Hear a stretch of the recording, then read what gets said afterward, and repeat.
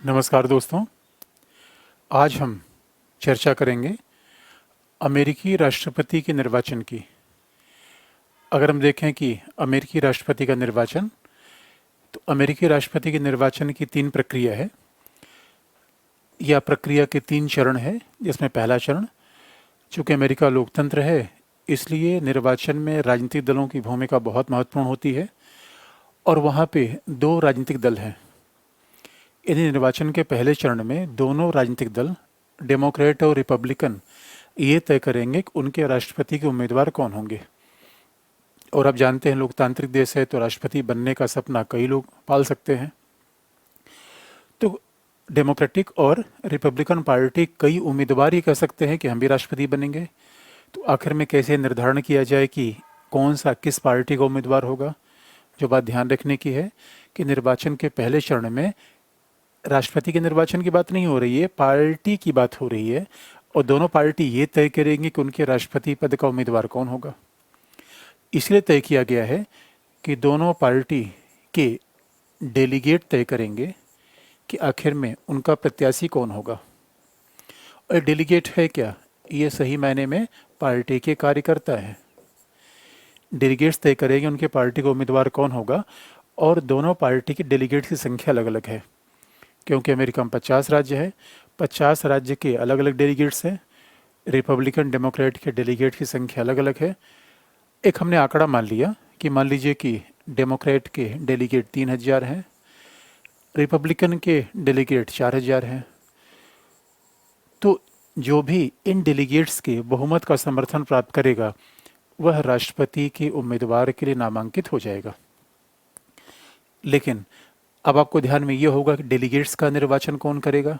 ये डेलीगेट्स हैं कौन? पार्टी कार्यकर्ता। तो डेलीगेट्स का निर्वाचन कौन करेगा? तो याद रखिए इसके लिए बनाया गया है प्राइमरी और कॉकस। प्राइमरी और कॉकस के द्वारा ही डेलीगेट का निर्वाचन होगा। तो प्राइमरी और कॉकस का मतलब क्या है? प्राइमरी का मतलब ही है कि जो आम जनता से मिलकर बनती है और आम जनता जब अपने निर्वाचन के द्वारा, जो 18 साल के ऊपर के लोग हैं, वो निर्वाचन के द्वारा ये तय करें कि उनके राष्ट्रपति के उम्मीदवार का कौन सा व्यक्ति पसंदीदा है, तो ये प्राइमरी और कॉकस काम है। यानी प्राइमरी का मतलब है कि जहाँ पे आम लोग निर्वाचन के द्वारा ये तय नहीं करेंगे कि उनके राष्ट्रपति के उम्मीदवार के लिए नामांकित कौन होगा, बल्कि ये तय करेंगे कि उनका डेलीगेट कौन होगा। और डेलीगेट तय करेगा कि राष्ट्रपति का उम्मीदवार कौन होगा। यानी आम जनता सीधा तय नहीं करेगी कि हमारे राष्ट्रपति पद का पसंदीदा उम्मीदवार कौन होगा। ये जब कहा जाता है आम जनता ये तो बता ही देती है डेलीगेट का निर्वाचन करके उसका पसंदीदा व्यक्ति कौन है, लेकिन फिर भी आम जनता की सीधी भागीदारी राष्ट्रपति के उम्मीदवार के निर्वाचन के लिए नहीं है, बल्कि डेलीगेट्स के निर्वाचन के लिए है। ये बात भी ध्यान रखने की है। कॉकस भी चुनाव का तरीका है, प्राइमरी भी निर्वाचन का तरीका है। और जहाँ पे आम लोग इकट्ठा होकर निर्वाचन कर देते हैं, बस फ़र्क ये है कॉकस में बैलेट नहीं पड़ता, बल्कि कॉकस के निर्वाचन में एक कांग्रेस के डिस्ट्रिक्ट में एक स्थान में लोग जुटेंगे और वो हाथ उठाकर ये तय कर देंगे कि 5-6 उम्मीदवारों में उनके डेलीगेट्स कौन हैं। यानी वो अपने डेलीगेट्स का चयन हाथ उठाकर करेंगे, तो स्वाभाविक रूप में ये कहलाए कॉकस। जहाँ पे बाकायदा मतदान होता है वो कहलाता है प्राइमरी। अच्छा, प्राइमरी मतदान कौन करेगा? तो अलग अलग प्रांतों में वहाँ अलग अलग प्रावधान है, क्योंकि अमेरिका में ऐसा कोई सिस्टम नहीं जैसा भारत में है। भारत में जो निर्वाचन आयोग है जो पूरे हिंदुस्तान में निर्वाचन कराता है, वहाँ 50 राज्यों के अपने अपने तंत्र हैं। तो 50 राज्यों में अलग अलग चुनाव होते हैं, क्योंकि राज्यों के यहाँ बहुत बड़ी स्वायत्ता है। तो कई राज्यों में क्या है कि जितने भी वहाँ के मतदाता हैं वो सब डेलीगेट्स के निर्वाचन भाग लेते हैं, जिसे कहते हैं ओपन प्राइमरी। और कई राज्यों में केवल वही डेलीगेट्स के निर्वाचन भाग लेते हैं जो उस पार्टी के रजिस्टर्ड मेंबर होते हैं, इसे कहते हैं क्लोज प्राइमरी। तो प्राइमरी और कॉकस का मतलब है कि एक मोटे के हिसाब से मान लिया जाए तो आम जनता ही ये तय करेगी कि उनका डेलीगेट्स कौन होगा, और डेलीगेट्स फिर तय करेंगे कि उनके डेमोक्रेटिक पार्टी का उम्मीदवार कौन होगा। आपने नाम सुना होगा, डेलीगेट्स भी कई प्रकार के होते हैं, इतने विस्तार से हमें जाने की आवश्यकता नहीं है। डेलीगेट का मतलब प्लेस, अनप्लेस। प्लेज का मतलब होता है कि आम जनता ने जिन डेलीगेट्स का निर्वाचन किया उनको ये भी कह दिया कि आप इस पर्टिकुलर कैंडिडेट को ही आप वोट करेंगे, इस पर्टिकुलर कैंडिडेट का चयन करेंगे। तो प्लेज प्लेज का मतलब मैंने कहीं शपथ ले ली है, हम वचनबद्ध हो गए हैं।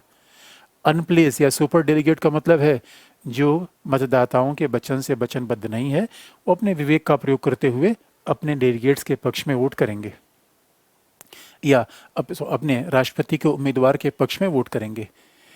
यानी राष्ट्रपति के निर्वाचन की पहली प्रक्रिया में केवल पॉलिटिकल पार्टी शामिल होती है। पॉलिटिकल पार्टी के अंदर ये तय होता है कि आखिर में उनका भविष्य का कैंडिडेट कौन होगा।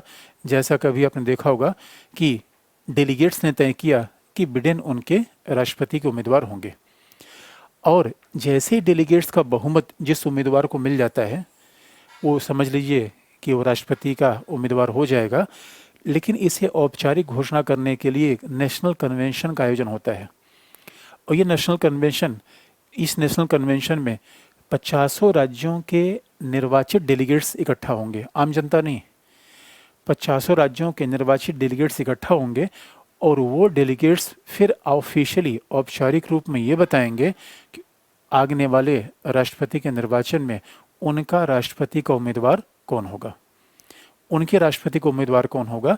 इसी तरीके से रिपब्लिकन पार्टी भी अपनी पूरी प्रक्रिया करती है। इनका भी डेलीगेट्स निर्वाचित होता है प्राइमरी और कॉकस के द्वारा।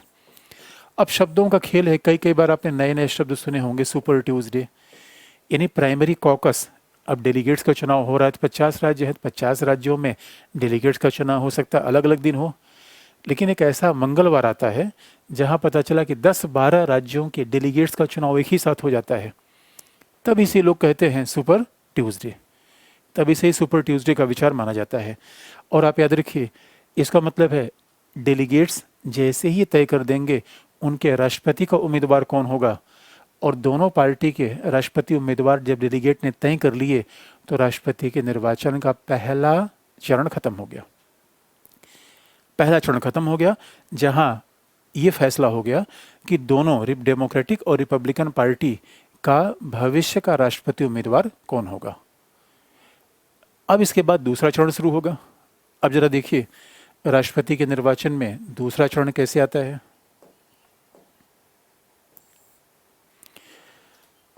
राष्ट्रपति के निर्वाचन में जो दूसरा चरण है, सेकेंड फेज है, इस दूसरे चरण में अब तो पार्टी उम्मीदवार का नाम तय हो गया। अब मान लीजिए कि डेमोक्रेट से बिडेन आ रहे हैं और रिपब्लिकन से ट्रंप है। अगर इनके नाम पहले से तय हो गए तो सवाल है कि इनका निर्वाचन फिर कौन करेगा। अभी तक तो 2 राष्ट्रपति के उम्मीदवार है, अब 2 राष्ट्रपति के उम्मीदवार में एक कौन निर्वाचित होगा, ये अगला मुद्दा आ जाता है। अब एक कौन निर्वाचित होगा, इसके लिए निर्वाचक मंडल का निर्वाचन होता है। इसके लिए निर्वाचक मंडल का निर्वाचन होता है।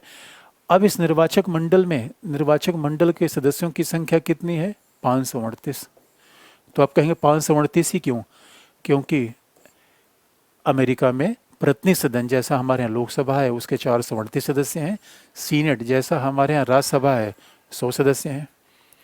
तो प्रतिनिधि और राज्यसभा के सदन, सीनेट के सदन मिला के चूंकि 538 हैं, इसलिए अमेरिका के 50 राज्यों में प्रत्येक राज्य को ठीक उतना ही निर्वाचक मंडल निर्वाचित करने का अधिकार होगा जितना वो राज्य कांग्रेस के सदस्यों को भेजता है।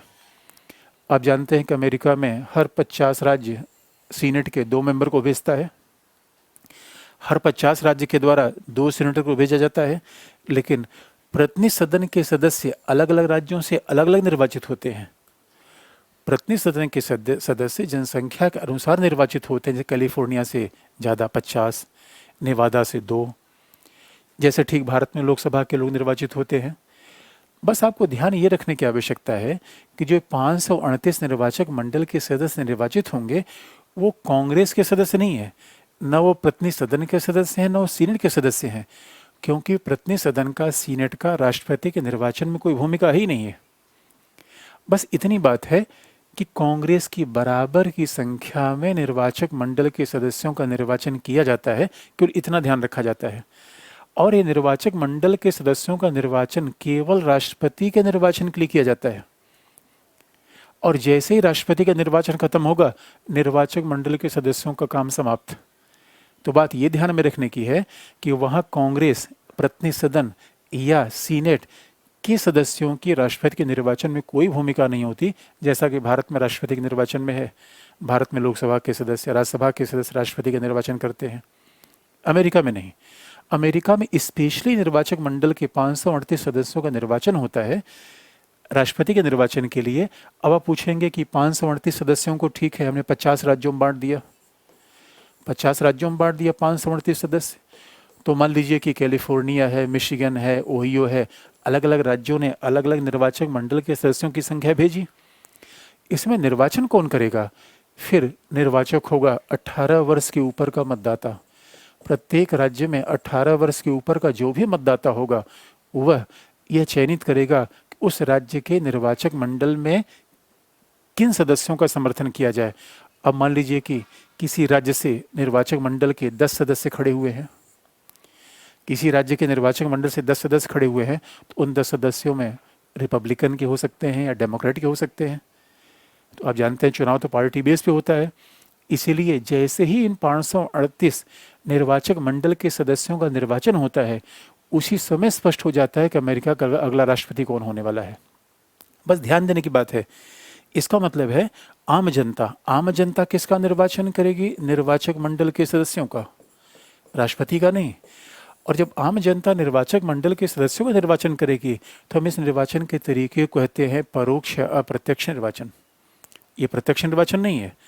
प्रत्यक्ष निर्वाचन का मतलब है कि जहाँ पे जनता सीधे राष्ट्रपति का निर्वाचन कर दे। और माना जाता है कि ऐसा अमेरिका के संविधान निर्माताओं ने नहीं माना, क्योंकि कई बार आम जनता के निर्वाचन में भावना प्रधान हो जाती है। लोग प्रोपेगेंडा फैला के व्यक्ति को चुनाव प्राप्त कर लेते हैं। लेकिन यहाँ पे ऐसा नहीं है। आम नागरिक निर्वाचित करेंगे निर्वाचक मंडल का, निर्वाचक मंडल निर्वाचित करेगा राष्ट्रपति का। तो निर्वाचक मंडल के सदस्य निश्चित तौर पर ज़्यादा समझदार होंगे, ज़्यादा बुद्धिमान होंगे, ऐसा माना जाता है।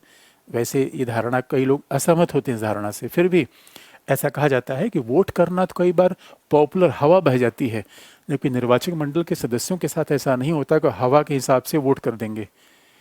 इसलिए आप देखेंगे कि राष्ट्रपति का निर्वाचन ये निर्वाचक मंडल के सदस्य करते हैं, जिनकी संख्या कांग्रेस के सदस्यों की संख्या के बराबर निर्वाचित होती है, जिससे हर राज्यों को प्रतिनिधित्व दिया जा सके। लेकिन प्रत्येक राज्य को प्रतिनिधित्व जनसंख्या के अनुसार दिया जाता है। 438 सदस्य हर राज्य से जब आएंगे तो बराबर नहीं आएंगे जनसंख्या के अनुसार। वैसे सीनेट से हर राज्य से सदस्य बराबर आते हैं। और फिर ये बात हम क्लैरिफाई कर दें, बाद में फिर रिपीट कर दें, बहुत इसमें कन्फ्यूजन मत रखिएगा कि कांग्रेस के सदस्य सीनेट या हाउस ऑफ रिप्रेजेंटेटिव के सदस्य राष्ट्रपति का निर्वाचन नहीं करते, बल्कि केवल उनकी बराबर की संख्या में निर्वाचक मंडल के सदस्यों का निर्वाचन होता है। अब इसका मतलब है, अब लास्ट में राष्ट्रपति के निर्वाचन का तीसरा फेज।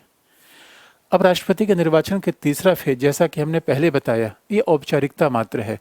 अब निर्वाचक मंडल द्वारा राष्ट्रपति का निर्वाचन। अब आप देखेंगे इसका मतलब तीनों फेज कैसे हुआ। पहला, पार्टी, पहले फेज में क्या है, पार्टी द्वारा उम्मीदवार का निर्वाचन। दूसरा फेज क्या है, निर्वाचक मंडल द्वारा दूसरा फेज है आम जनता के द्वारा निर्वाचक मंडल का, पहला फेज है दल के द्वारा, पार्टी के द्वारा उम्मीदवार का निर्वाचन। दूसरा फेज है आम जनता के द्वारा निर्वाचक मंडल का निर्वाचन, जिसमें आप देखते हैं कि 538 सदस्य हैं। और तीसरा फेज है निर्वाचक मंडल के द्वारा राष्ट्रपति का निर्वाचन। निर्वाचक मंडल के द्वारा राष्ट्रपति का निर्वाचन। और निर्वाचक मंडल के सदस्य कितने हैं, 538। तो जो भी 270 निर्वाचक मंडल के सदस्यों का समर्थन प्राप्त करेगा 538 में, वो राष्ट्रपति का चुनाव जीत लेगा। ये है तीसरा फेज, इसीलिए मात्र औपचारिकता होती है। निर्वाचक मंडल के सदस्य हैं 400 अपान 138, तो उसमें जो भी 270 निर्वाचक मंडल के सदस्यों का समर्थन ले लेगा वो राष्ट्रपति का निर्वाचन जीत जाएगा। तो इसीलिए राष्ट्रपति का निर्वाचन निर्वाचक मंडल के सदस्य करते हैं। तो ये 3 प्रक्रिया है। पहले प्रक्रिया में दल तय करेगा कौन का उम्मीदवार कौन होगा, दूसरी में आम जनता तय करेगी निर्वाचक मंडल के लोग कौन होंगे। ये जो दल उम्मीदवार को तय करता है, ये भी आप जानते हैं कि उसमें भी आम जनता की भूमिका होती है कि आम जनता डेलीगेट का निर्वाचन करता है। लेकिन इंटरेस्टिंग पार्ट है, आम जनता की सीधी भूमिका वहाँ पे नहीं आती। आम जनता की भूमिका इनडायरेक्ट ही आती है, चाहे वो दल के उम्मीदवार का निर्वाचन हो या राष्ट्रपति के उम्मीदवार का निर्वाचन हो। अमेरिकी राष्ट्रपति का निर्वाचन इतना ही।